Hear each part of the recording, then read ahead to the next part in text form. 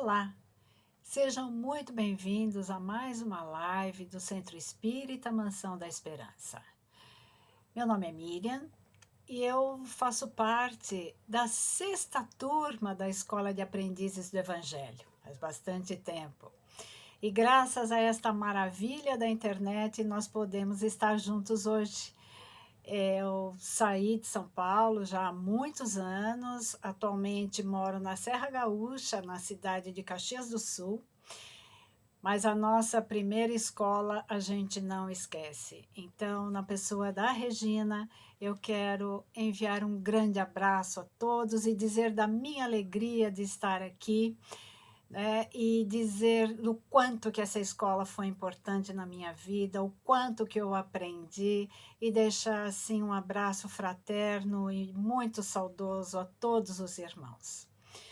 Mas antes de iniciarmos a live, nós vamos fazer uma pequena prece, o qual eu os convido a fecharem os olhos e vamos juntos agradecer a Deus a oportunidade de estarmos reunidos mais uma vez em Teu nome, agradecer a Jesus, nosso Mestre amado, modelo e guia da humanidade, que possamos, Jesus, trilhar os teus caminhos abençoados que viestes exemplificar para nós e que aos poucos possamos ir caminhando nas tuas pegadas.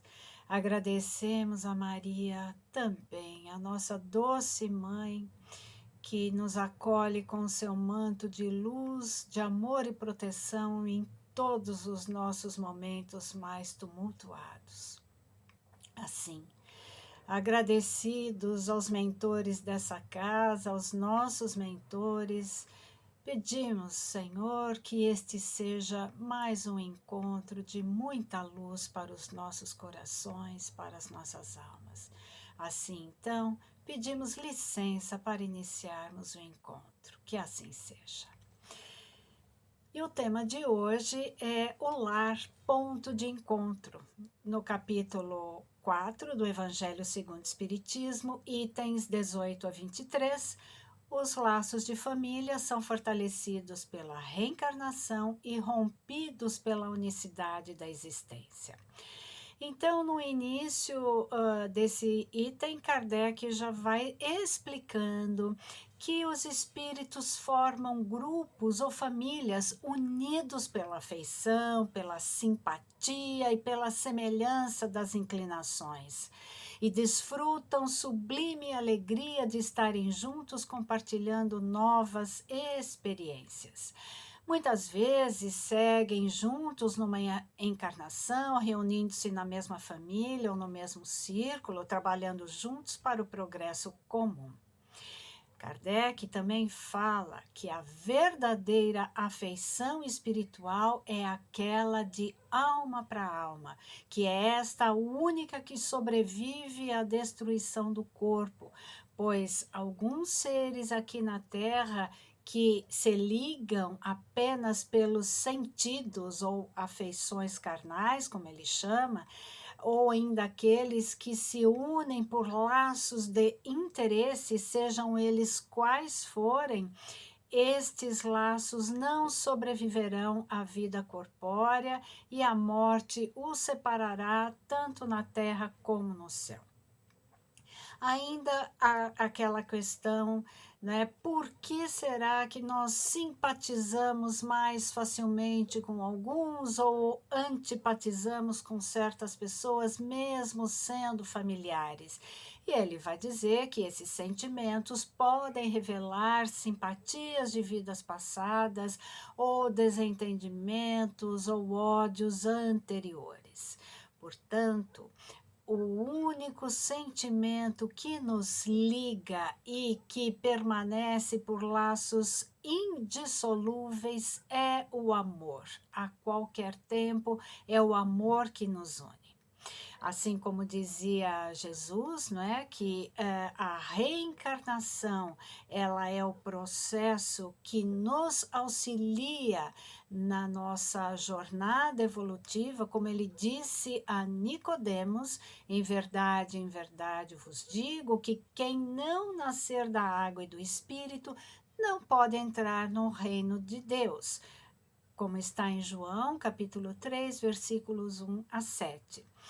Então, este encontro que nós temos, ele é oportunizado através da reencarnação. E para que nós precisamos, então, reencarnar? Porque Jesus já ensina, ele ensinava que sem nascer de novo, quer dizer, renascer da água e do Espírito, né? Ou seja, retomar as experiências da carne, não nos seria possível identificar os caminhos que nos levam a Deus e reconhecê-los ou exercitá-los dentro de nós, dando a entender que nas diversas encarnações o ser deverá empenhar-se em favorecer o nascimento do homem novo, quer dizer, aquele esforço que todos nós temos que fazer para deixar de lado as más tendências e os vícios do passado. Assim, precisamos reencarnar para reparar, reaprender, consertar, reeducar sentimentos num lar que nos acolha. A benfeitora Joana de Ângeles, através da psicografia de Divaldo Pereira Franco, no livro Constelação Familiar, ela diz assim: a família será sempre um grande laboratório a serem trabalhados sentimentos e emoções. É uma escola de aperfeiçoamento ético e moral. É por essa razão que não se vive na família ideal, aquela na qual se gostaria de conviver com espíritos nobres e ricos de sabedoria, mas sim no grupo onde melhor são atendidas as nossas necessidades de evolução. E no item 19, Kardec continua: a união e afeição entre parentes indicam a simpatia anterior que os aproximou. E isso é muito agradável, é muito gostoso, é muito cômodo quando nós sentimos, né? Ai, que coisa boa estar perto desta pessoa. Mas não é isso que ocorre, né? E ele continua explicando, mas Deus permite que espíritos antipáticos ou estranhos encarnem numa mesma família com a dupla finalidade de servirem de provas para uns e meio de progresso para outros. Então, o que ele está querendo dizer aqui? Que é através desta possibilidade de reencontrarmos no nosso lar irmãos que machucamos, que magoamos no passado e que por isso a convivência muitas vezes é difícil para nós.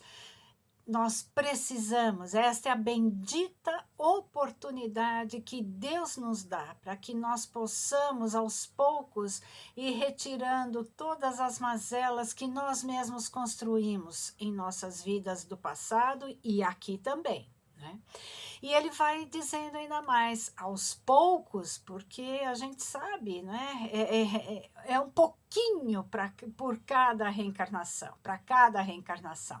Aos poucos vão se melhorando, com o contato com os bons, com as atenções que deles recebem, o seu caráter vai abrandando, os costumes se depuram e as antipatias desaparecem.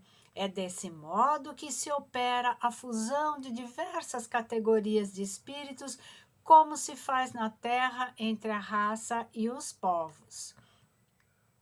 Em decorrência desta grande tarefa, imagino que é reservado aos pais, no que tange aos valores da educação que não podem ser postergados sob pena de lamentáveis consequências. É por isso que na questão 582 do Livro dos Espíritos, os espíritos superiores considerarem a maternidade, a paternidade como uma verdadeira missão, ao dizerem: Deus colocou o filho sob a tutela dos pais, a fim de que estes o dirijam pela senda do bem e lhes facilitou a tarefa, dando àquele uma organização frágil e delicada que o torna propício às impressões. O que quer dizer, né? Que nós recebemos aquele bebezinho e sabemos pelas teorias da psicologia, né, segundo Freud, que a primeira infância é a mais importante, é onde vai se formar o caráter do ser, né? Então, é na primeira infância, quando é pequenininho, que nós vamos ensinando a eles o que é certo, o que é errado, o que pode, o que não pode. Vamos disciplinando aquele espírito que está, né, confiado às nossas mãos pela graça de Deus. E com isso, ele vai formar o seu caráter, que será bom ou mal, segundo aquilo que ele aprendeu. Portanto, meus irmãos, cuidemos das sementes que estamos plantando nas mentes e nos corações dos nossos pequeninos.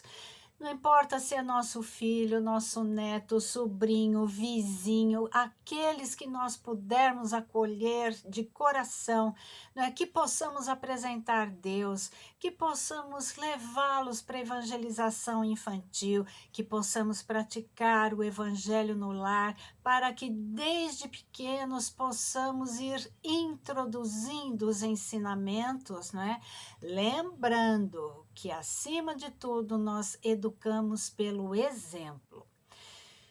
E Kardec traz ainda, na continuidade desse capítulo, uma confusão muito grande que muitos de nós fazemos. Quando a gente já costuma ouvir, né? Quando as pessoas dizem: puxa, mas então quer dizer que é tanta encarnação? Se eu vou ter 10, 20, 100 encarnações, eu vou ter quantos pais? Né? 10, 20, 100, como é que vai ser esse encontro no mundo espiritual? E ele afirma que não, porque no mundo espiritual, as ligações consanguíneas, elas desaparecem. Por quê? Porque o que prevalece no mundo espiritual é a paternidade divina. Então, somos todos filhos de Deus. Quando estamos no plano espiritual, somos todos irmãos. E mesmo porque nós vamos trocando de papéis, porque é importante para o aprendizado de cada espírito. Então, imagina que delícia, né? Quando retornar no plano espiritual. Nossa, lembra quando você foi meu pai, depois eu fui a sua mãe, e assim, porque é esta beleza que a doutrina espírita nos ensina. E mais uma vez enfatizando então que os laços de amor são indissolúveis e que são estes os verdadeiros laços que nos unem à grande família, são os laços do espírito e não da carne, embora eles sejam importantes enquanto nós estamos reencarnados. E Kardec vai trazer também, nos itens 21 e 22, a questão das doutrinas antirreencarnacionistas. O que vem a ser? É aquela doutrina que nega a pré-existência da alma e defende o princípio de que a alma é criada ao mesmo tempo que o corpo. E que, em decorrência disso, há apenas uma ocasião material de convivência entre os familiares, sem nenhum laço afetivo anterior, nem possibilidade de reencontro futuro. Ou seja, a filiação das famílias fica reduzida ao corpo, sem qualquer laço espiritual. E por que ele está falando isso? Porque nós temos que lembrar que durante toda a sua obra, tinham os opositores, não é? Que aquelas, porque era um mundo totalmente materialista. Então, Kardec está, na verdade, defendendo a doutrina que era recém-criada, né? Através de toda a sua obra, e ele vai mostrando a lógica da doutrina espírita, dizendo, então, que não é possível, como é que você vai viver, né, tendo o espírito apenas uma encarnação, o seu progresso ficando limitado a uma única existência? E que a sorte, então, né, como é que vai ficar os espíritos que se ligam por laços de família, conforme tenham vivido bem ou mal, vão para a mansão dos bem-aventurados ou vão para o inferno eterno, ficando assim para sempre, separados e sem esperança de se reunirem novamente. Então, o codificador, né, ele vem demonstrar esta beleza que com a pluralidade das existências, quer dizer, com as várias possibilidades de irmos e virmos, nós vamos progredindo gradativamente, o espírito vai evoluindo e com a certeza da continuidade das relações entre os que se amaram, e é isso que constitui a verdadeira família. Assim, a família é um núcleo de aprimoramento espiritual. Estamos juntos em papéis diferentes, mas todos imbuídos de propósitos de melhorar e de evoluir. Nossa família, portanto, é um importante ponto de partida. No ambiente doméstico e acolhedor, o espírito adquire confiança e a capacidade de amar com maior amplitude, alcançando a sociedade que se transformará na família universal. E nós vamos finalizar com um trechinho de uma passagem, de uma mensagem de Emmanuel, que está no Livro da Esperança, capítulo 8, intitulado Instituto de Tratamento, Instituto de Tratamento.